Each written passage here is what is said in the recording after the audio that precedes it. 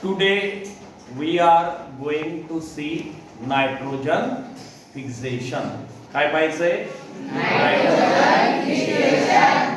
बघा nitrogen fixation म्हणजे नत्र स्थिरीकरण. याची सुंदर डेफिनेशन होणार नायट्रोजन फिक्सेशन ची. काय? Absorption of nitrogen from atmosphere and convert it into nitrates by microorganism like bacteria. This process is called nitrogen fixation. बघा किती सोपं आहे. How many percent of nitrogen is present in atmosphere? 78%. 78% nitrogen is present in atmosphere. Okay. Now the microorganism like bacteria. कोणते micro? Bacteria. The bacteria which absorb nitrogen are called, त्याला काय म्हणतो आपण?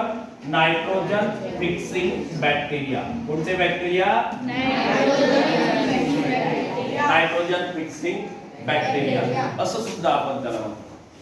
का? These bacteria like cyanobacteria, blue green algae, Anabaena from nostoc, मी त्यांची नावं सांगतो यार. ब्लू ग्रीन अल्गे नावाचे किंवा सायनोबॅक्टेरिया नावाचे. कोणते? सायनोबॅक्टेरिया. हे बॅक्टेरिया काय करतात माहितीये? These bacteria absorb atmospheric nitrogen. इकडे लक्ष द्या. वातावरणातून काय घेतात? Nitrogen. Okay. And convert it into nitrates. कशामध्ये कन्वर्ट करतात? नायट्रेट्स.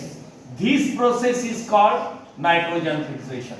म्हणजे ऍब्सॉर्प्शन कशाचं? नायट्रोजनचं. Okay. From atmosphere and conversion कशाचं? नायट्रोजनचं. ऍटमॉस्फिअर कडून घेऊन कशामध्ये?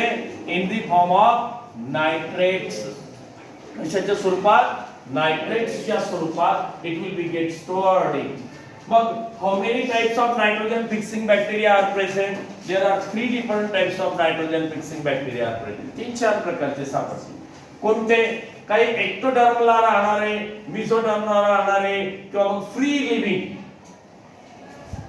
मुळावरती राहणारे, झाडांच्या मुळाच्या आतमध्ये राहणारे आणि जमिनीमध्ये कुठेही राहणार. ही जमीन उपजाऊ काय माहितीये? Why the soil is responsible to give birth different plants? Why germination of seed is present within the soil?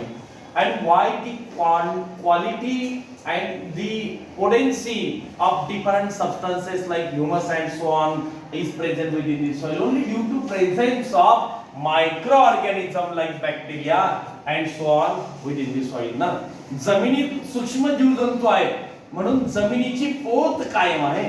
मग ती जमीन उपजाऊ होते. कशामुळे? या बॅक्टेरियामुळे. मग बॅक्टेरिया 2-3 प्रकारचे bacteria.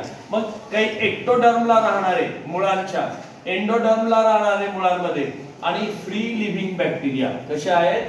Free living. Free living म्हणजे जमिनी तिकडे तिकडे कुठे राहणारे. For example do you no इथे चिखलदऱ्याला जर तुम्ही गेलात तर तुम्हाला काय मिळते? सायकस प्लांट पाहायला मिळते. कोणतं प्लांट? लाईक कोणाच्या झाडासारखं? नारळाच्या झाडासारखं. याला इथे असा मेल कोण असतो? सायकस प्लांटला, नाही का? आणि खाली रूट असतात, हे टॅप रूट सिस्टीम. आणि काही रूट यामध्ये वैशिष्ट्य आहे सायकस प्लांट मध्ये. Some of the root of the Cycas plant are negatively geotrophic. जमिनीच्या विरुद्ध दिशेने वाढतात. कुठे वाढते? असे वर वाढतात. Likewise this negatively geotrophic. Such roots are called, अशा रूटला आपण काय म्हणतो माहितीये?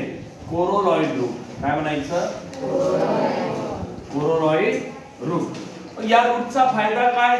In this root the lenticels are present and the nitrogen fixing bacteria are lives in this roots. Coralloid root. या रूट मध्ये कोण राहते? नायट्रोजन फिक्सिंग बॅक्टेरिया राहतात. बरोबर आहे? कोणते? ब्लू ग्रीन अल्गे वगैरे किंवा सायनोबॅक्टेरिया वगैरे असतात. काही फ्री लिव्हिंग काही आहे. त्याचा स्टडी आपण नंतर करूया. सध्या एवढंच लक्षात ठेवा. Nitrogen fixing bacteria are lives in the coralloid root of कोणामध्ये? प्लांट. कोणतं प्लांट हे? Cycas plant. काय नाव या प्लांटचं? आणि डू यू नो वनस्पतींचं अमृत म्हणजे काय? नायट्रोजन, नत्र. तुम्ही खत विकत घेता, खताच्या बॅग आणि शेतकरी लोक आहेत ना, त्या खतावरती असं प्रमाण असते N, P आणि K. N for nitrogen, P for P2O5 phosphorus pentoxide, याला आपण स्फुरद म्हणतो, आणि K फॉर K2O म्हणजे पालाश आहे, पोटॅशियम ऑक्साईड, नाही का, पालाश. याचं प्रमाण असते. ह्या तीन गोष्टी म्हणजे त्याचं अमृतच आहे त्या झाडाला, त्या प्लांटला. याचं त्या खताच्या बॅग वरती वेगवेगळ्या प्रमाणात येते. लाईकवाईज 20 20 20 0 20 20 0, नाही का, किंवा मग 20 20 0 13.